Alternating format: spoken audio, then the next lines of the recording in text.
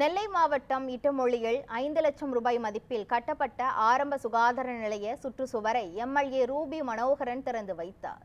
திருநெல்வேலி மாவட்டம் நாங்குநேரி தொகுதிக்கு உட்பட்ட இட்டமொழியில் அரசு ஆரம்ப சுகாதார நிலையத்திற்கு 5 லட்சம் ரூபாய் மதிப்பில் கட்டப்பட்ட சுற்றுச்சுவரை தமிழக காங்கிரஸ் மாநில பொருளாளரும் நாங்குநேரி சட்டமன்ற உறுப்பினருமான ரூபி மனோகரன் திறந்து வைத்தார். சட்டமன்ற உறுப்பினர் தொகுதியின் மேம்பாட்டு நிதியின் கீழ் கட்டப்பட்ட அந்த ஆரம்ப சுகாதார நிலைய சுற்றுச்சுவர் திறப்பு விழாவில் நாங்குநேரி தொகுதி காங்கிரஸ் பொறுப்பாளர் அழகிய நம்பி, மாவட்ட பொதுச் செயலாளர் நம்பிதுரை, மாவட்ட துணைத் தலைவர் ராஜசிங், நாங்குநேரி மத்திய வட்டார தலைவர் ராமஜெயம், ஆரம்ப சுகாதார நிலையத்தின் மருத்துவர் கெவின் கப்லர், காங்கிரஸ் நிர்வாகிகள் சித்திரைவேல், ஜேக்கப் பாண்டி, வடிவேல், குமார் உள்ளிட்டோர் கலந்து கொண்டு நிகழ்வை சிறப்பித்தனர்.